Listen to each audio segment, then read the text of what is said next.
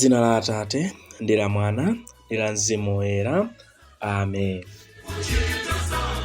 Ndikulandireni abale ndi alongo okondeka pano pa Tiyankhuleni Ambuye tsiku la lero loweruka mu nyengo imeneyi ya pachaka mulungu wa 13, ndipo lero ndi pa 6 Julayi, tsiku lalikulu kwambiri m'dziko lathu la Malawi, pamene tikukondwerera ufulu odzilamulira tokha umene tidalandira kuchokera kwa aja atsamunda. Anso lero pokhala pa 6 Julayi mu mpingo wathu akatolika timakumbukira Maria Goreti Oyera. Iyeyu adali nkhoswe ya onse ogwiriridwa. Iyeyu ndi amene ali nkhoswe ya atsikana. Iyeyu ndi nkhoswe ya achinyamata. Komanso iyeyu kwaukuluakulu ndi nkhoswe ya chikhululuko. Chifukwa kudzera mu uneneri wa Maria Goreti Oyera anthu ofe timaphunzitsidwa kukhala anthu okhululukira anthu amene akutichimwira, okhululukira anthu amene akutilakwira, monga mmene iye Maria Goreti adakhululukira munthu amene adamuchita chipongwe, munthu amene adamupha. Ndipo mawu athu a tsiku la lero, mawu oyamba tiwatenga kuchokera m'buku la profeti Amosi. Amosi mutu wa 9 kuyambira ndime ya 11 kulekeza ndime ya 15. Amene akutiwerengera mawu oyamba ndi Tionge Laston Banda kuchokera ku St. Paul II Chitedze Parish mu Archdiocese ya Lilongwe.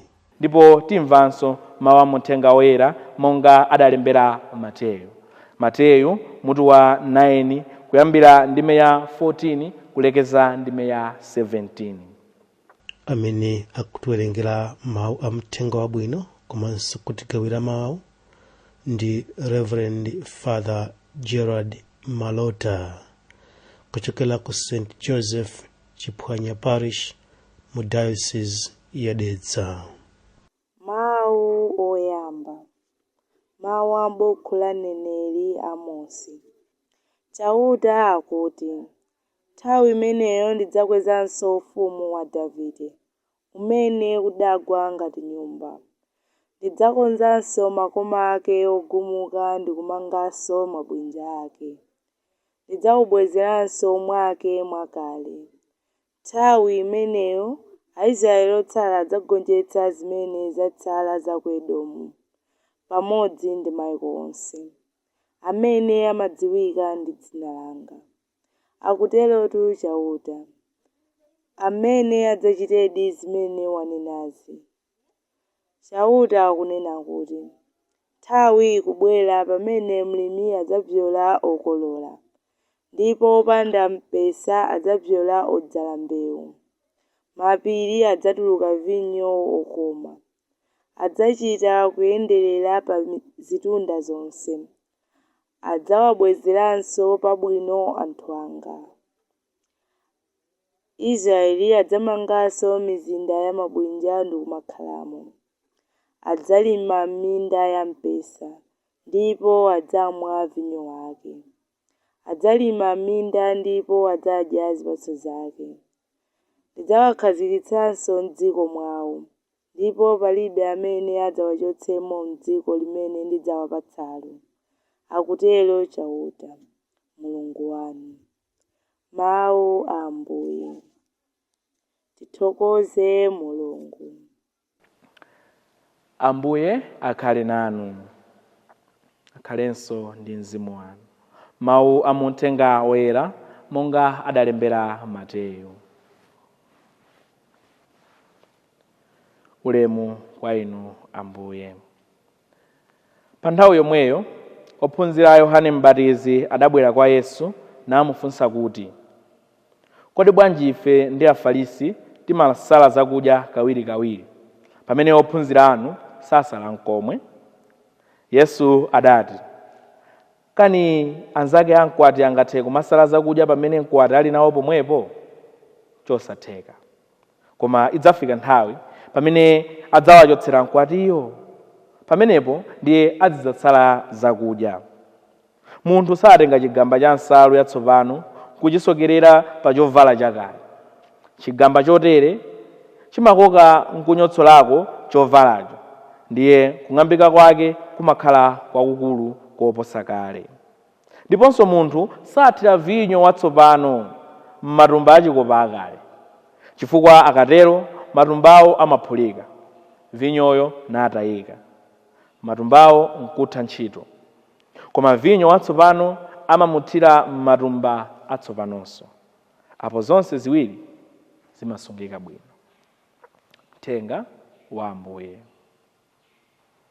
Ulemu kwa inu Ambuye Yesu Khristu.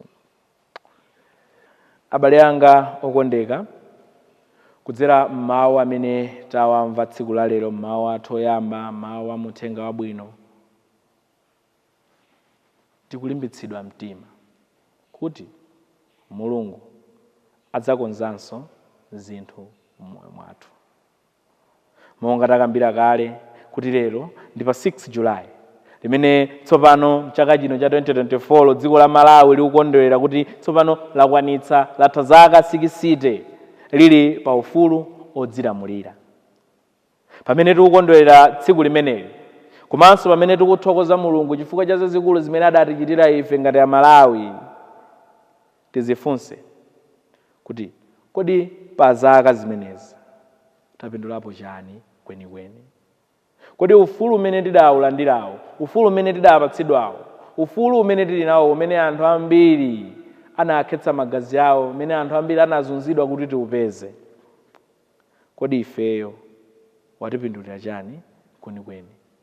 Kodi ineyo ngati Mmalawi mu mtima mwanga ndili ndi ufuludi weniweni?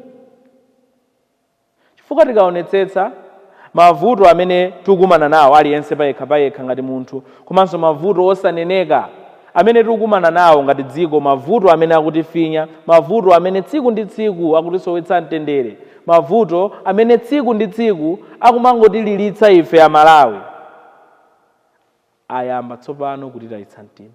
Mavuto amene watsopano akutitayitsa ife chiyembekezo. Mawu oyamba, Prophet Amos akutipatsa ife chiyembekezo tsiku la lero, kuti ngakhale Mulungu anakwiya ndi Aisraeli aja chifukwa cha zochita zawo, ngakhale Aisraeli aja adataya pangano chawo ndi Mulungu, ngakhale Aisraeli aja samafuna kumva zimene Mulungu amawalangiza, koma lerotu Mulungu akuwafewera mtima, akuwauza kuti ikudza nthawi pamene zinthu zizabwerera mchimake, pamene zinthu zakale zimene munkasangalala nazo, zimene munkanjoya, zizabwerera mchimake, zidzakhalanso bwino, tidzazikonza ndipo dziko lizayenda mmene limayendera kale. Iye akuwauza kuti adzakonzanso zonse zimene zidawonongedwa, adzawayikanso pabwino anthu ake, adzawadalitsa kuti akalima zokolola zawo zizibereka, ndipo iwo adzakololanso zinthu zambiri. Akuwauzanso kuti malo awo amene anasanduka mabwinja onse adzakonzedwanso, zipupa zonse zimene zidagwetsedwa, zinthu zonse zimene zidawonongeka zidzabwereranso mchimake. Tizikhala anthu achiyembekezo, tizikhala anthu achikhulupiriro, tizikhala anthu amene akhale tikumane ndi mavuto, tizikhala ndi chiyembekezo kuti koma paseli pa mavuto awa pamawa tidzakumana ndi zabwino, paseli pa mavuto, pa zinthu zowawa zimene tikukumana nazo lerozi, tsiku lina lake zinthu zidzatiyendera bwino ife anthu. Chifukwa nafenso tikuona mavuto, si Aisraeli okhaja amene amaona mavuto, tikuona mavuto, tikulira patokha, komanso tikulira ngati dziko, posawerengera kumene timakhala, kaya timakhala kumpoto, kaya kwathu mpakati, kaya kwathu ndikumwera, koma tonsefe tikulira, tikumana ndi mavuto, posawerengera kuti ndiwe wachipembedzo chiti, kaya ndiwe Msilamu, kaya ndiwe Katolika, kaya ndiwe Mkhristu wa mpingo wakuti, kaya ndiwe munthu osakhulupirira Mulungu, koma mavuto akutililitsa tonsefe. Tikukumana ndi mavuto posawerengera chimene tili, koma tizindikire kuti mavutowa siokhalitsa, tizindikire kuti mavutowa sitidzakhala nawo mpaka muyaya. Ayi, tisadere nkhawa kwenikweni, tisadere nkhawa kwambiri, Mulungu adzakonzanso zinthu. Ambuye Yesu muthenga wabwino akupheranso mphongo pa zomwezi, akutsindika zomwezi lero, akutiuza kuti munthu sutenga chigamba chatsopano kuchika pa chovala chakale, chifukwa chovala chidzang'ambika. Akutiuzanso kuti sitingayike vinyo watsopano mu matumba a vinyo akale, chifukwa mapeto ake adzaphulika. Kodi Ambuye Yesu Khristu potiuza zimenezi akufuna atiphunzitse chani kwenikweni? Yesu Khristu utipotiuza zimenezi akutiuza nkutikumbutsa, akutiphunzitsa kuti iye pamene anabwera pansi pano ndi chipangano chatsopano chimenechi anadzatiphunzitsa ziphunzitso zapatali, ziphunzitso za mtengo wapatali, ziphunzitso zatsopano. Atadzafikitsa pa chiyindeinde ziphunzitso zakale zija, atadzafikitsa pa chiyindeinde chipangano chakale chija chimene Mulungu adachita ndi anthu ake. Komatu ifeyo kuti timvetse bwino zatsopanozi zimene Ambuye Yesu Khristu adatibweretsera, tikuyenera tisinthe kaganizidwe kathu, tikuyenera kumaganiza mwatsopano. Tikatere ndiye kuti zinthu zidzatiyendera bwino. Tikatere tikasunga chikhulupiriro chathu, Mulungu adzakonzadi moyo wathu ndi kutibweretsera mtendere umene timakumana nawo. Mulungu adzatichotsera mavuto, adzatipeputsa zowawa zimene tikukumana nazo pa moyo wathu wa tsiku ndi tsiku. Tipempherere dziko lathu la Malawi. Tipemphe Mulungu kuti ayikepo dzanja mdziko lathu, kuti anthu amene akulira apeze chimwemwe, anthu amene zinthu zawo zasokonekera, anthu amene zinthu zawo sizikuwayendera, anthu amene aswedwa mitima, anthu amene ataya chikhulupiriro, awabwezeresenso, awapanse chiyembekezo. Tipempherenso kwakulukulu kuti Mulungu akonze miyoyo yathu imene ili mu mdima, miyoyo yathu imene ili m'mavuto. Timpemphe Mulungu kuti ayikonzenso. Ndipo lero kudzera mu uneneri wa Maria Goretti Oyera, timpemphe Mulungu kuti atithandize kukhala anthu achikhulupiriro champhamvu, atithandize kukhala anthu omayesetsa kuwakhululukira anthu amene adatika mavuto, chifukwa mavuto amene nthawi zina timakumana nawo amakhala mavuto amene anthu ena adachita kudikamo m'mavutomo ndi zolinga zawo. Koma tisamawalipsire anthu otere, tisamawapsere mtima kwenikweni anthu otere, koma nthawi zonse tiziwakhululukira pa zimene adatichitira, tiziwapempherera kwa Mulungu. Ndipo kudzera mu uneneri wa Maria Goretti Oyera timpemphe Mulungu kuti anthu amenewa awakhululukire, anthu amenewa awazindikiritse kuti zimene amachita si zinthu zabwino. Ndipo pa zonsezi Mulungu akonzenso mitima ya wina aliyense mwa ife, kuti akatere moyo wathu uyambe kuyenda bwino, moyo wathu uyambe kuyenda mwatsopano, moyo wathu ukhale ndi mtendere monga mmene udalili kale. Nthawi zonse tizizindikira ubwino wa Mulungu pa moyo wathu. Mulungu sangatisiye tokha, Mulungu sangatilole kuti tionongeke. Mulungu adzakonzanso dziko lathu, Mulungu adzakonzanso miyoyo yathu. Tiyeni ili likhale pemphero lathu lero ndi masiku onse a moyo wathu. Amen.